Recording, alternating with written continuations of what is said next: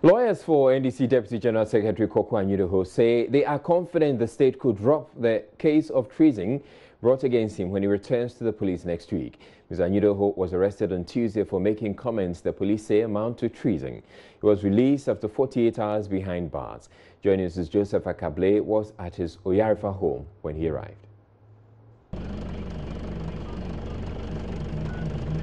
Mr. ANYIDOHO'S Oyarifa neighborhood was relatively peaceful when I arrived at about 2 p.m. on Thursday. After hours of waiting, the siren of a police dispatch rider prompted me that the NDC Deputy General Secretary was approaching home. As I walked closer to his vehicle when he alighted, he signaled me to engage his lawyer, Roxin Dafiamepo. Talk to the lawyer first. Lawyer Dafiamepo explained why Mr. ANYIDOHO had to report to the CID once again. So we have a temporary reprieve. In the interim, he's been released on bail, police inquiry bail, to at least be with his family to celebrate the Easter festivities. And then when that is over, and we go back on Tuesday, other consequential steps can be followed.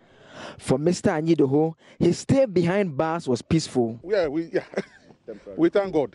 I mean, the law had to work based on some information out there.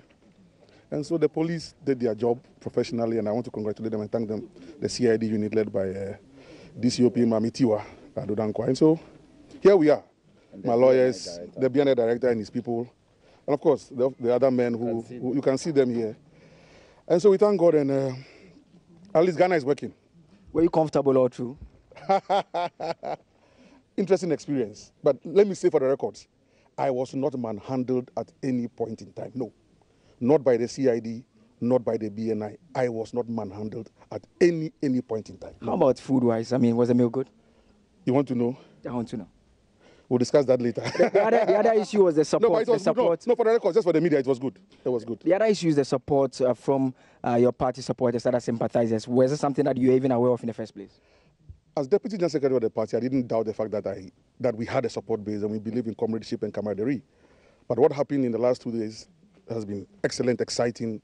We thank the grassroots, we thank everybody. Former President Dramani Mahama, the party chairman, General Secretary, leadership in Parliament, of course, the lawyers, and everybody. We thank God. The engagement could not have ended without asking him whether his views on the coup comments remain same. The statement, any regrets? Which statement? Okay.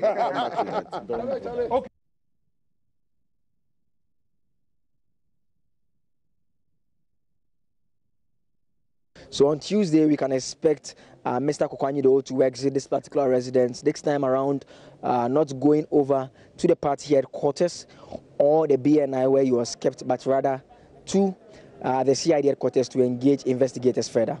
Reporting for JoyNews from Oyarifa, my name is Joseph Akabley. Now, a member of the notorious MONTIE 3 incarcerated for their threats to kill some justices of the Supreme Court, Godwin Akugan, says he is ever ready to return to the Nsawam prison should the pardon granted him and 2 others be revoked.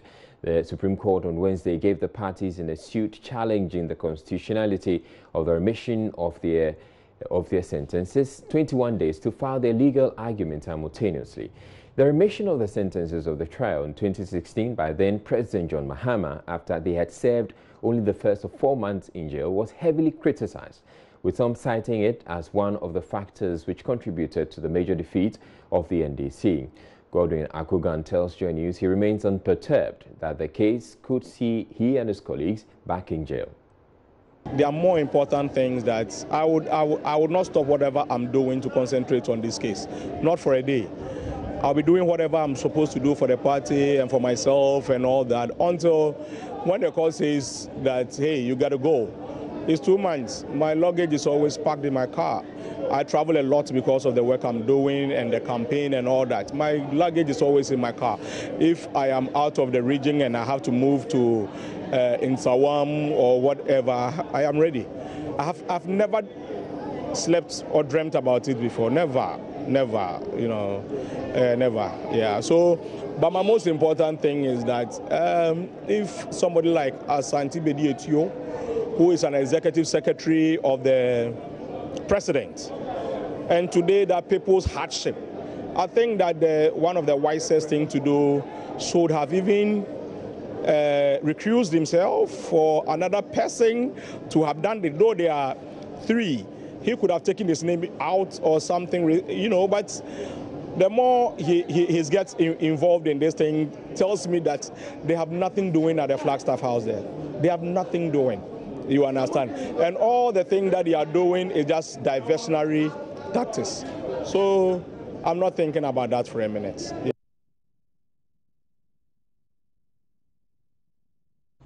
On to some other stories. Preliminary investigations by the Food and Drugs Authority has revealed how medical officers at the new St. Chi Health Center in the Eastern region administered contaminated penicillin injections on patients, leading to 3 deaths. Describing the incident as a serious adverse reaction, the FDA says its investigations show the reactions were due to contaminated normal saline used for the injection.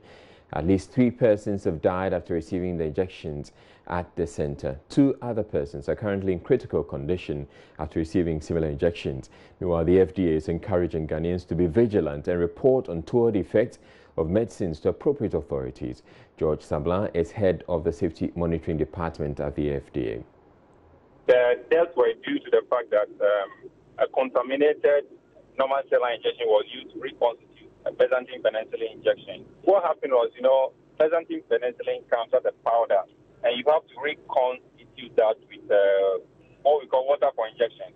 And the water for injection has to be sterile. It's prepared as a 5 ml ampule, normally packaged in a plastic bottle. And then you use it immediately, you open it. And the reason you do that is that you want to avoid contamination. But in this particular case, we were told the gentleman who gave the injection had a Byzantine penicillin, but there was no water for injection. So what he did was he got normal saline solution. That comes as a 500 ml volume. That's about a beer bottle. And he used that over a period of time. During the use, I'm sure the normal saline was contaminated, and he used it to reconstitute the Byzantine penicillin injection, and that's what caused the injection site abscess, the ulcers, and then the process and leading to death of the patient.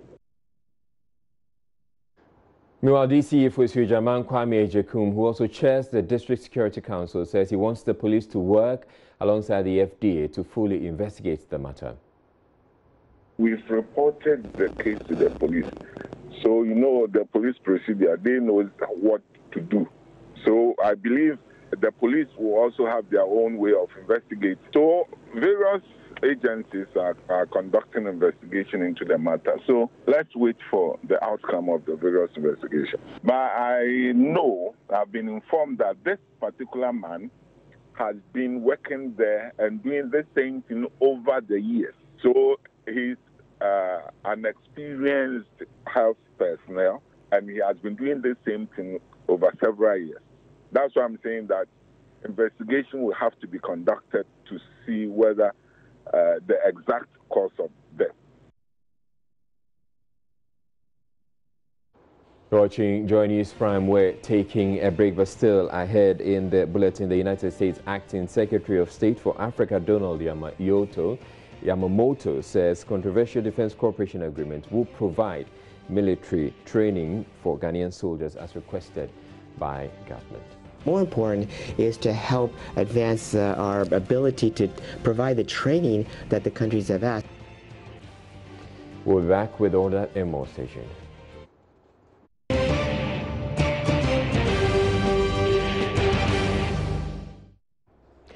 Now, chief fishermen and locals in coastal communities are to be empowered to enforce laws on sustainable fishing practices. A new policy to be adopted by government soon is expected to decentralize management of the fisheries sector. With fish stocks set to be on the decline, the Ministry of Fisheries and Aquaculture Development is hoping co-managing fishing activities with local leaders will help sustain fisheries resources. JoyNews' Adelaide Arthur was at the Ankobra estuary and reports locals there are involved in co-managing a mangrove replanting exercise supported by USAID Sustainable Fisheries Management Project. Here at San Homa in the Elembele district of the Western region, a mangrove restoration project is ongoing at the Ankobra estuary. allowing mangroves to thrive is crucial as they serve as breeding grounds for some fish species. But locals here cut the trees for fish processing. They say the red mangroves especially gives good flavor.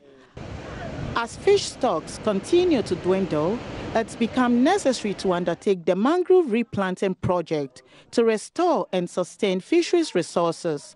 Residents of Sanhoma, who depend on fishing for their livelihood, have been made to understand why it is necessary to replace mangroves they cut for fish processing. We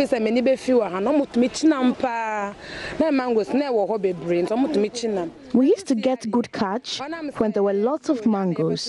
In recent times, we've realized fish stock is declining. We are hoping that with the replanting project, the trend will reverse. I take part in the planting of mangoes and nursing of seedlings.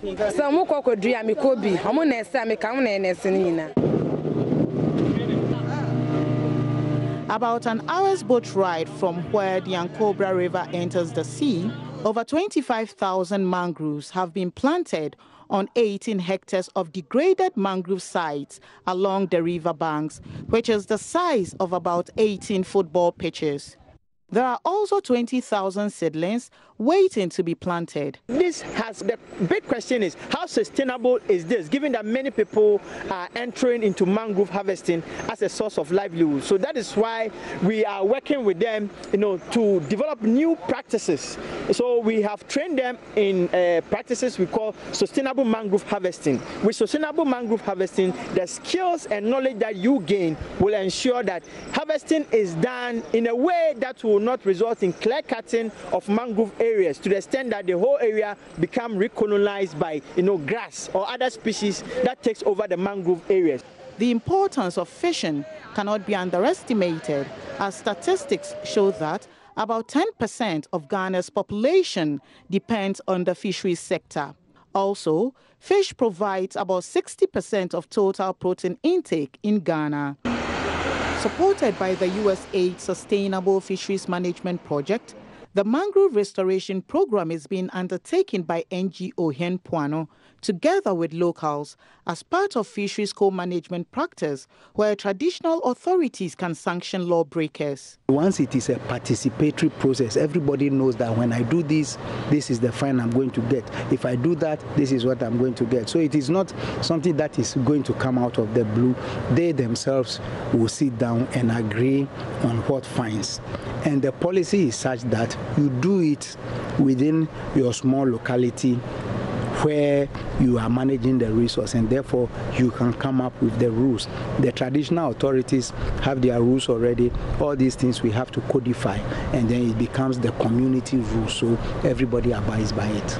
With a membership of 45, including representation from the local traditional council, the Ankobra Mangrove Restoration Committee oversees progress of the project and is expected to map out strategies to sustain the practice. Initially, they were not supporting us, but through the intervention of Yampuano and through talking to our people about the importance of the mangroves, I think now they are in supporting of us. It's better we, the community people, should manage the project in our own area. Recognized as global best practice, co-management of fisheries resources at the Ankobra and Praia estuaries in the western region is seen by authorities as rewarding and is expected to be replicated in other coastal communities to enhance food and nutritional security. Adelaide Arthur, Joy News, Sanhoma, Western Region. Now, if you're a lover of chocolates, there's a doomsday prophecy that the world would not have enough cocoa to make the confectionery by 2050. The research bases the prophecy on the effects of climate change on cocoa production in West Africa. The cocoa tree requires a good mix of temperature and rainfall to thrive. Extremely high or low temperatures and rain tend to, however, ruin the crop. Mahmoud Mohamed Nuruddin has more. About 70% of the world's cocoa beans come from West Africa, specifically Ghana and Cote d'Ivoire. Equatorial warm and wet climates in the two countries favor growth of the cocoa tree. Harsh conditions like hot, dry Sahel winds from the Sahara at time of flowering or heavy rains during harvest lead to crop failure, climate change is predicted to cause both long dry spells and erratic weather events. Both are bad for cocoa on the farm and by extension on the market. This 12-acre cocoa farm belongs to Nana Adakwa in the Bosontwe district of the Ashanti region. Like other farmers, Adakwa feels the pinch of climate change. Concerning the drought, every year, let's say every year, it affects our cocoa. And the drought affects the cocoa farm. The yields decrease. He says the drought is taking a toll on his farm. Sometimes we had the seedlings around August, September. So immediately we planted it. November, that was the last rain. So the drought was between 2 to 3 months, or less than 3 months. So it affects the young ones. So what happens to them? It died. So how many trees, cocoa trees, died last year? Your own, I mean. My own, let me say about 1,000 something. Died from the drought? The drought. You were not able to do anything about it? You see, what I wanted to do is I wanted to drill a borehole at my farm so that I use the water to water it, but the cost involved was too much, so I couldn't do it. Nana Adakwa is not alone. Charles Jemfi has similar concerns. If you can see that, look at the cocoa trees, that some are dying like this. When the heavy weather comes, you see, it started fattening. That's why I started planting trees to avoid that. Even they always advise us to plant flower more and other trees. But the climatic change is very, very bad to us. Now that it's changing, the rain pattern have changed. You see that the thing have look at the fruits. Many research works have concluded that increasing temperature and declining rainfall trend will reduce cocoa output in the future.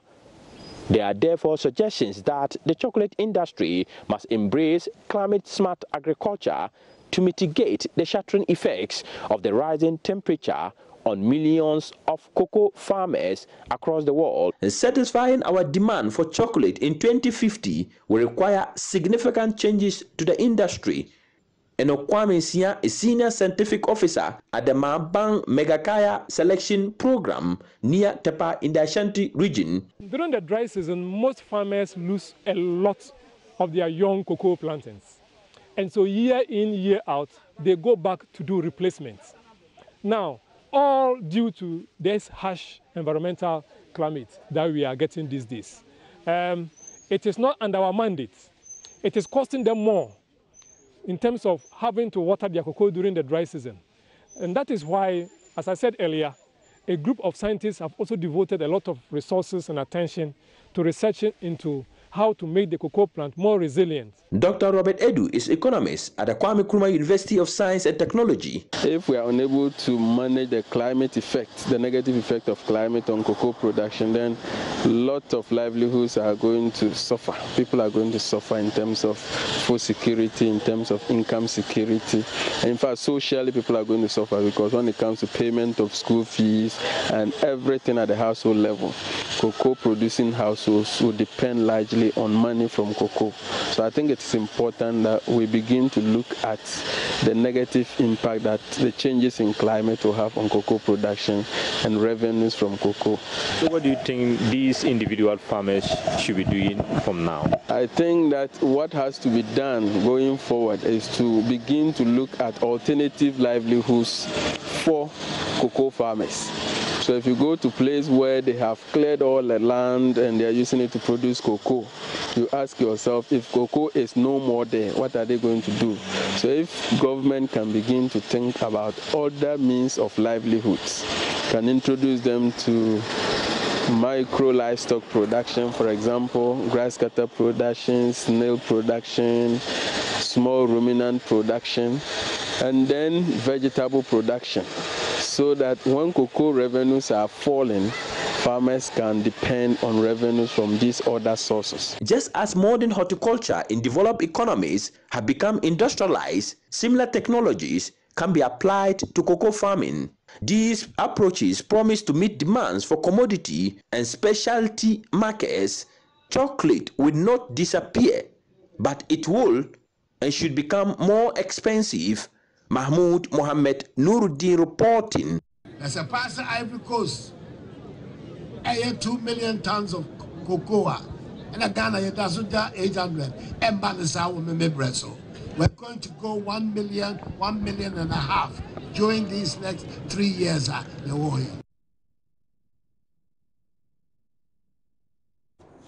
We're taking a break to bring you business news. And coming up in business, government could abandon $2 billion Chinese loan as main source of funding for One District, One Factory program following the Chinese National Building Material Company's struggle to agree to key terms. We have Emmanuel APPIAGYEI coming up with the business news in a bit. Stay tuned.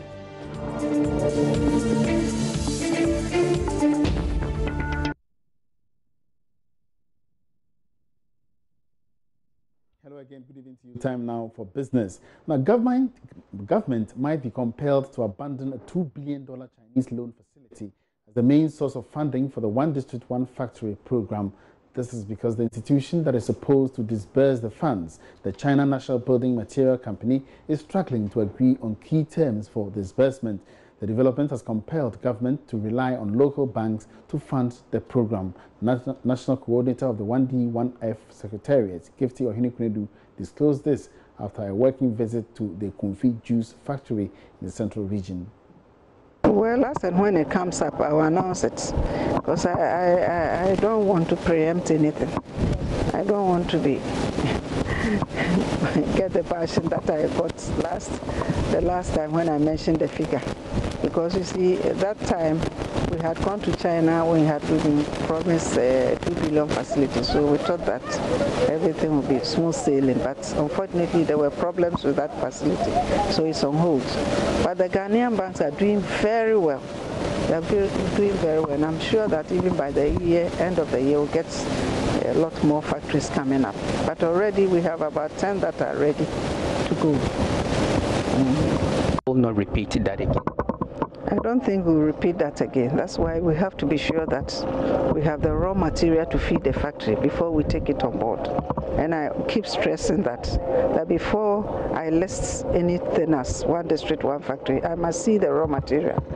If I don't see the raw material, there's no way we'll list it as a district factory, because that's the essence. So we are learning lessons. We will not create white elephants like previously, what was done by the previous government's commander. No, we won't do that. So before we talk about any district factory, we are sure that the raw material is there. And there are examples all over. If you go to Atebubu, we inspected the farms, it's a cassava project, Belgrossi, everywhere. So we will not repeat the... Our board chairman of NIB, Toby Afhede, is optimistic of a positive outcome as government negotiates with some banks to support investors and businesses. Discussions are going on with the outfit of government that is in charge of all of that. But beyond what government is planning, we at NIB have our own strategy of mobilizing resources in support of the program, irrespective of what government on its own is doing. We are doing what we can to complement all of those efforts. What's your rate for the would-be investors who like to access funds from your bank? As far as we at NIB are concerned, terms will depend upon individual negotiations that are also a function of what sectors we are talking about, okay, the nature of the facility required and all of that. But again, remember, we at NIB also have the capacity to take equity positions in projects. So it will depend upon the structure and the nature of our participation and also the targeted industries that are involved. Away from that, the Ghana National Chamber of Commerce and Industries is hopeful that Ghana's interest in the recently signed African Free Continental Trade Agreement will be protected According to him, the decision by government to sign the deal is a laudable one due to its potential to increase intra-African trade among members of the region. The African Continental Free Trade Agreement, when implemented, will allow all member states access to free trade and free movement among neighboring countries without any restrictions. Addressing journalists in Accra, President of the Chamber, APPIAGYEI also expressed confidence that the deal will boost trade for up to more than 50% on the continent. The free trade agreements are critical for strong and sustainable development of any economy. FTAs bring out enhanced market opportunities, legal certainty and predictability for service suppliers in entering and operating in the other parties' markets, cover investment market access, and provide for investment protection, as well as boost trade and promote economic prosperity. The Continental Free Trade CFTA will in the long run increase intra-Africa trade by over 50% in basically all scenarios and all households. As part of the efforts to boost intra-African trade, the Ghana National Chamber of Commerce and Industry, in collaboration with the United Nations Economic Commission for Africa, ECA, and the African Trade Policy Center, ATPC, is undertaking the project enhancing the capacity of the business community in ECOWAS for boosting intra-African trade.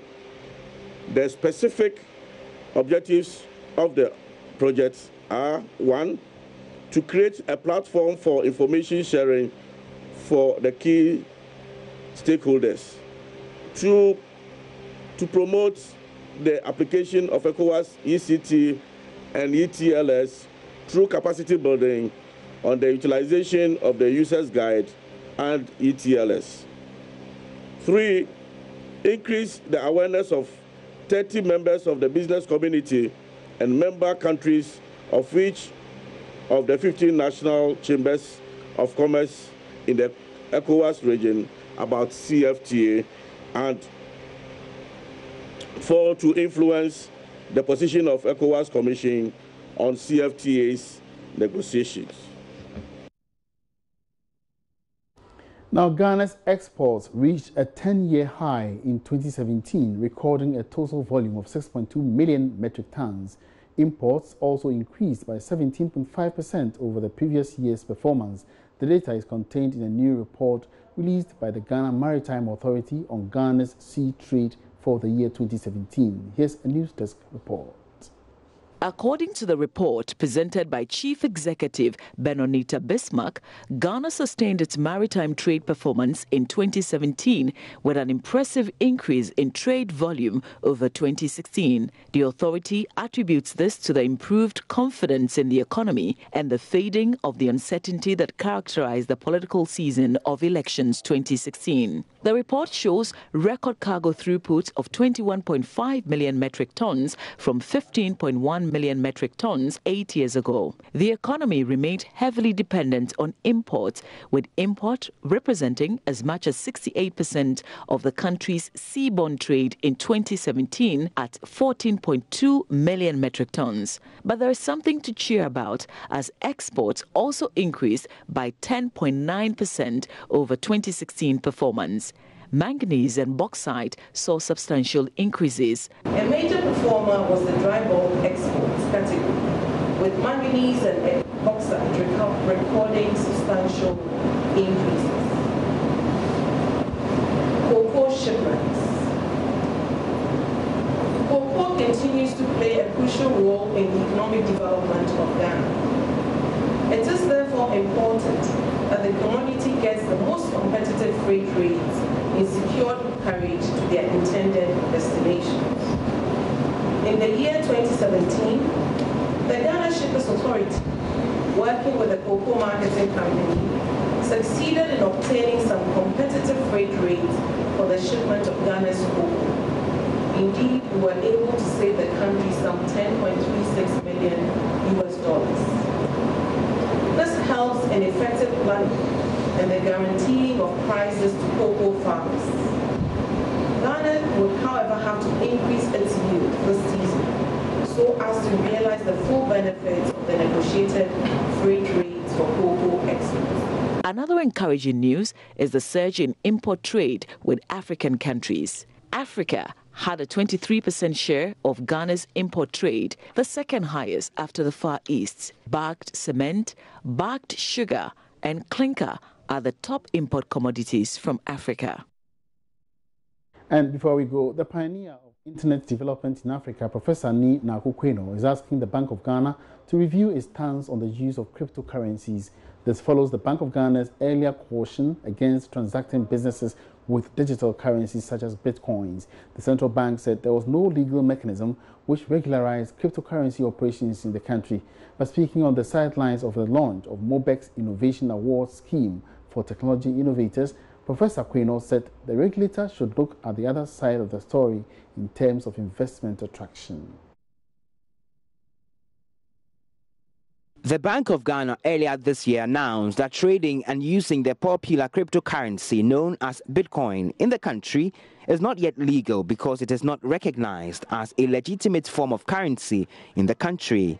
It is against this backdrop that pioneer of internet development, Professor Ni Naku-Kweno, has cautioned that the central bank's stance could have a rippling effect on investment in blockchain. Part of the cryptocurrency's technology was extremely useful, which is the blockchain. So this is a very balanced kind of thing. What I wish we need to discuss is implications on investment. Okay? Implications on investment in the sense that countries which create the right environment for investment will get more of that investment. So if you tell people that don't look at cryptocurrency, the net effect may not be what you desire because they may not even look at blockchain. So you need to, aside from stating the facts and what one is doing about it, we need to also not close out on those who want to invest in both of them. Professor Kweno spoke with Joy Business on the sidelines of the launch of MOBEK's Innovation Awards, organized to reward technologically innovative individuals, startups and enterprising businesses. On her part, representative of the Minister for Environment, Science, Technology and Innovation, Cynthia Nyadia, noted an establishment of a Science and Innovation Bill is currently in Cabinet for approval. Currently, the Ministry has a number of programs that it is implementing. But the most critical one is the establishment of the Science, Technology and Innovation Bill. Indeed, we have a policy that has been running over the years, but we did not have any legislative framework, and therefore it's been developed and is at Cabinet for their consideration. And as part of this bill, there's going to be a Presidential Advisory Council on Science, Technology and Innovation. That will be the apex body to take decisions on the direction the country is going in terms of science, technology and innovation. And more importantly, there's going to be a fund that will be established to promote and encourage science, technology and innovation. The MOBEK's Innovation Award scheme is pioneered by Costa Limited. Bismarck Hausa's report for Joy Business.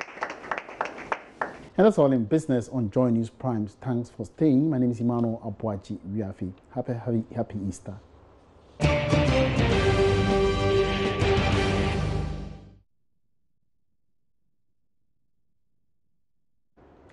Now, civil society group Media Foundation for West Africa says journalists would have to highlight stories of inequality if they are to get relevant authorities to act positively. According to a baseline survey by the foundation in the month of March, which monitored key media outlets in Ghana, many organizations relegated issues of poverty and inequality to the background and gave prominence to political issues. The foundation says this could derail Ghana's march towards attaining a 2030 target of eradicating poverty in extreme forms. Programs Director Abigail Labi has been presenting some of the findings of the survey.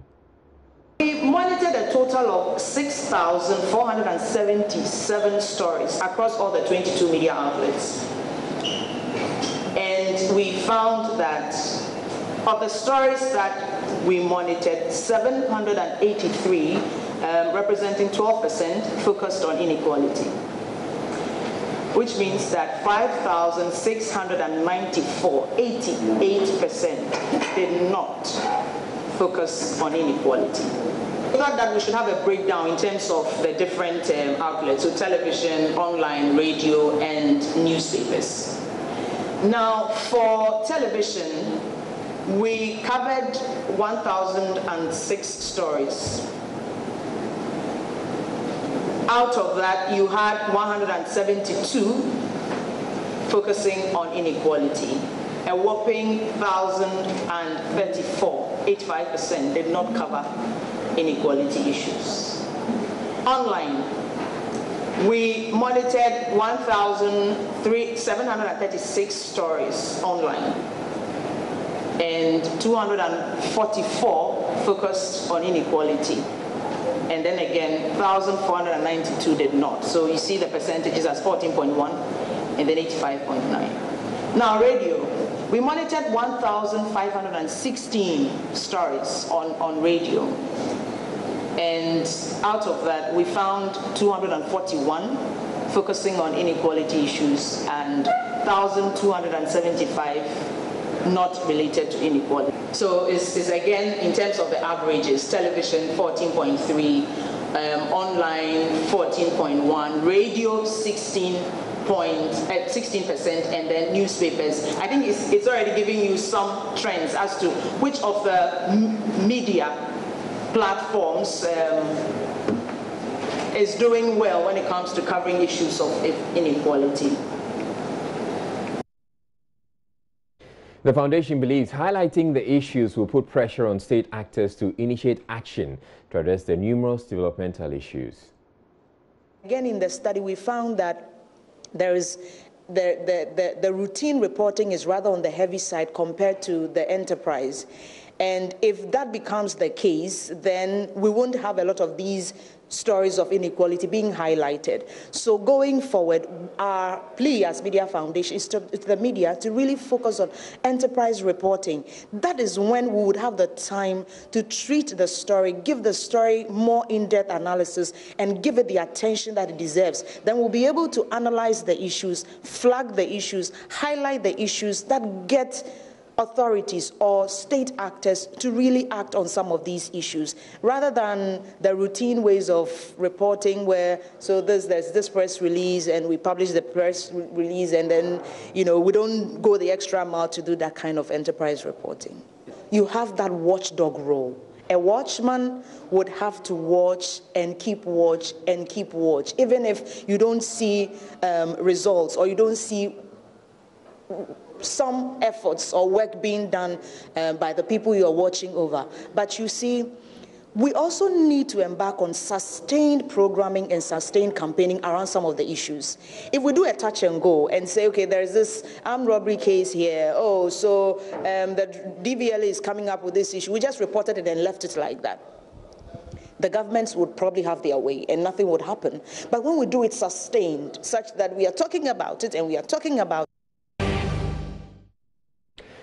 the United States says the military cooperation deal between that country and Ghana, when signed, will enable the U.S. provide Ghanaian troops with training requested by government. There's been stiff opposition to the Defense Cooperation Agreement, which many believe will see the U.S. establish a military base here in Ghana. Tuesday's detention of the Deputy General Secretary of the NDC, KOKU ANYIDOHO, and Wednesday's Ghana First demonstration are just two of a number of fallouts of the deal ratified by Parliament last Friday.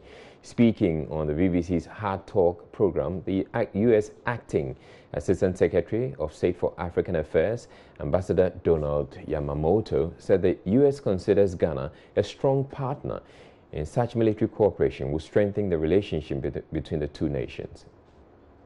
And the issue in Ghana, of course, that's still under discussion and negotiations. The agreement has not been signed, but it is a standard memorandum of understanding that the Department of Defense has with countries around the world, particularly with our strong partners like Ghana and other countries, to give really legal protection for military troops. But more important is to help advance our ability to provide the training that the countries have asked. And Ghana is one of our top troop contributing countries in peacekeeping operations, and we want to continue that relationship.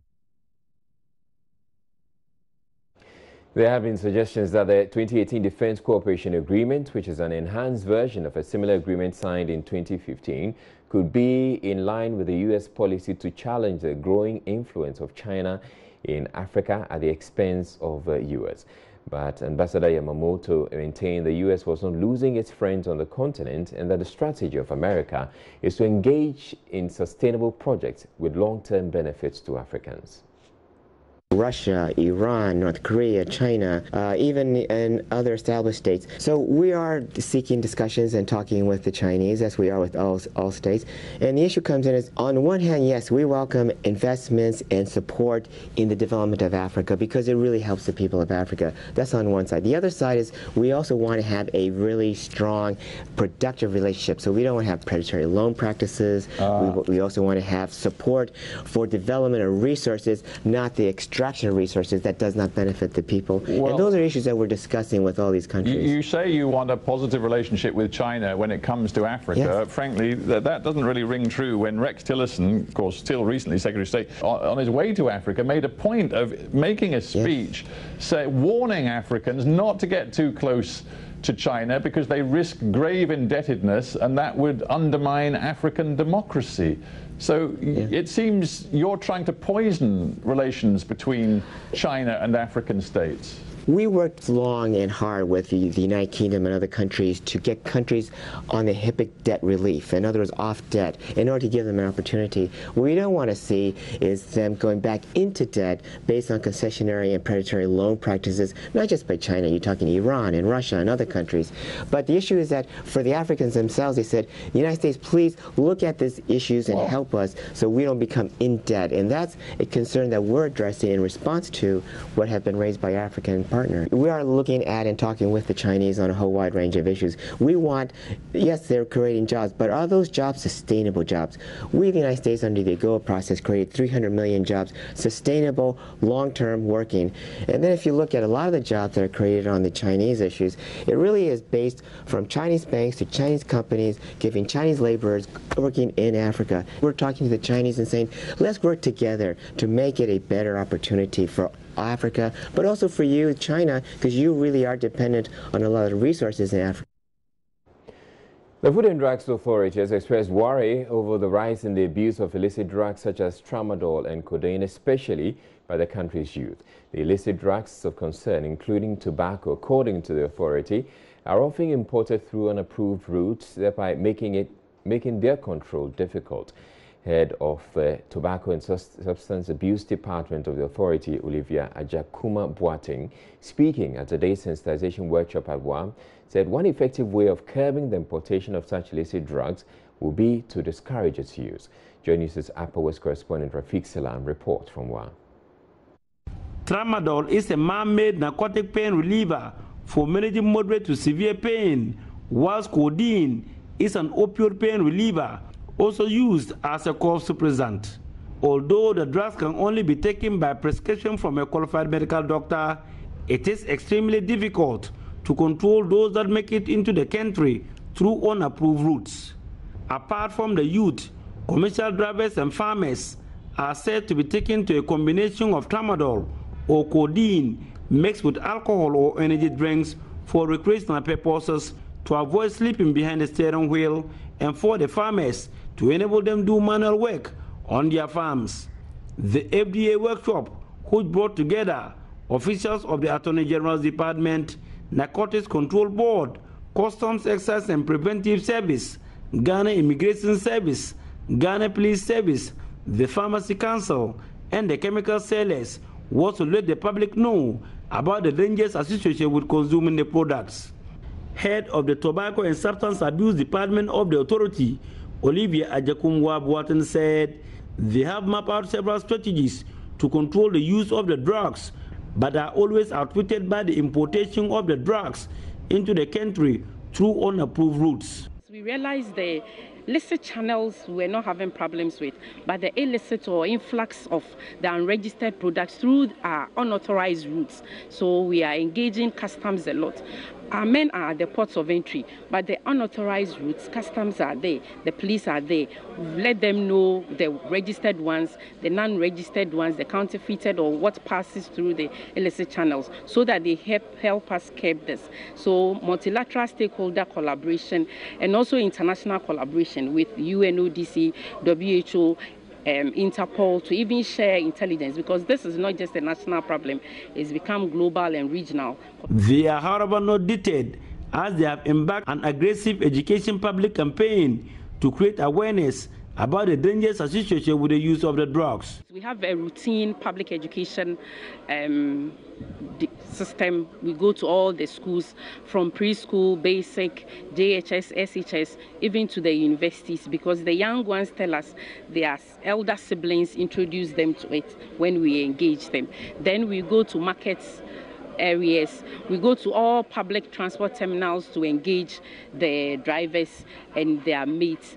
APPIAGYEI regional officer of the FDA, Gordon AKURUGU, also spoke of measures put in place to control the use of the drugs. Tramadol has now become a controlled drug, which means that you cannot just sell it without taking records. So it is a controlled drug, and we are trying to monitor the use and utilization of it in Ghana. And the only milligram FDA has registered is the 50 and 100. It implies that everybody can also monitor. If you go to a shop that sells something above 100, it tells you that it is not registered by FDA, and you can report to us. Reporting for JoyNews, Rafiq Salam. Wow. This tramadol fight is a self responsibility.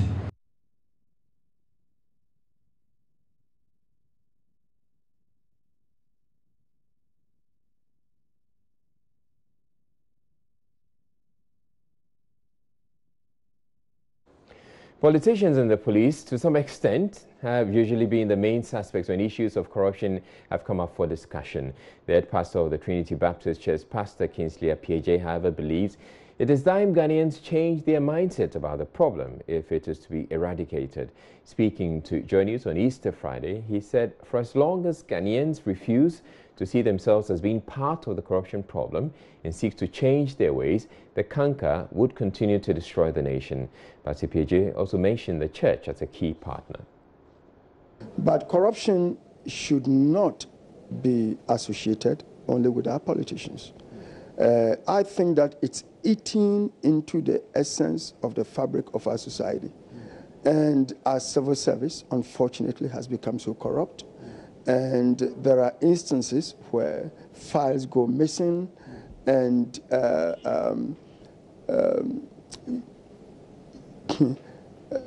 people will literally not attend to you if you don't give them something.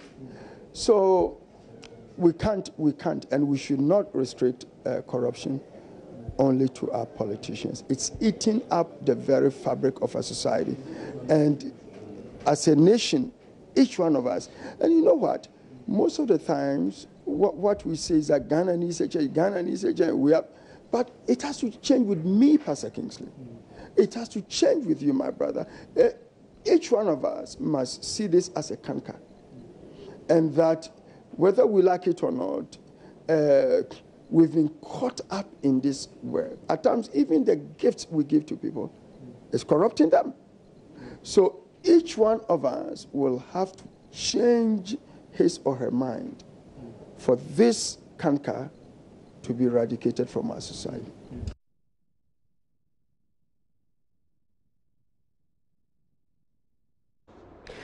Now to some politics, and 39 persons have filed their names to contest positions at the upcoming Upper West executive elections of the governing New Patriotic Party.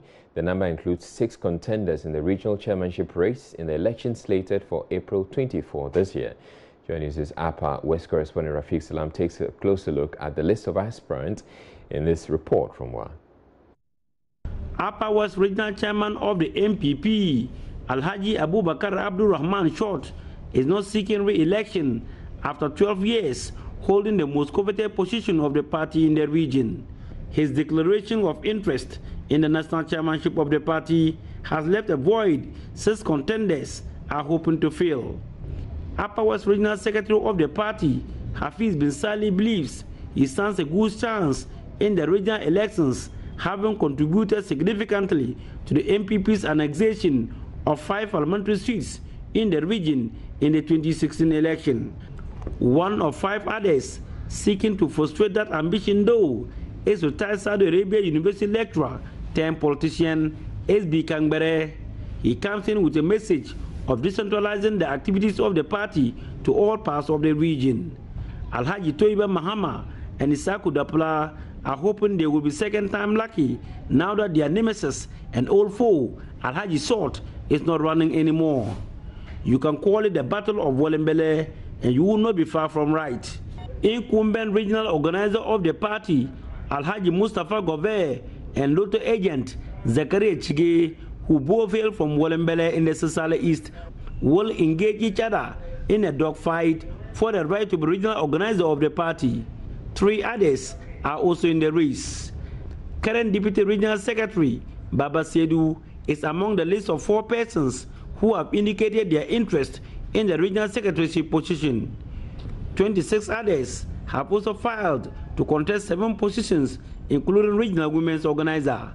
April 24 will decide their fate.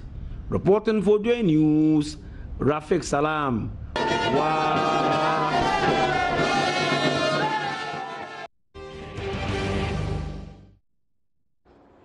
And on the headlines, this one of 3 radio panelists jailed in 2016 for threatening some Supreme Court judges as part of the MONTIE 3 says he is prepared to return to jail should the Supreme Court reverse the remission of their sentences. Lawyers for the opposition NDC's Deputy General Secretary, who was detained for his treasonable comments, is optimistic the case will be discontinued. The Food and Drugs Authority is concerned about some illicit drugs such as codeine and tramadol, the abuse of codeine and tramadol by the youth. Also in the bulletin, for chocolate lovers, there's been a doomsday prophecy about the favorite confectionery. Apparently, the world could run out of chocolates by 2050.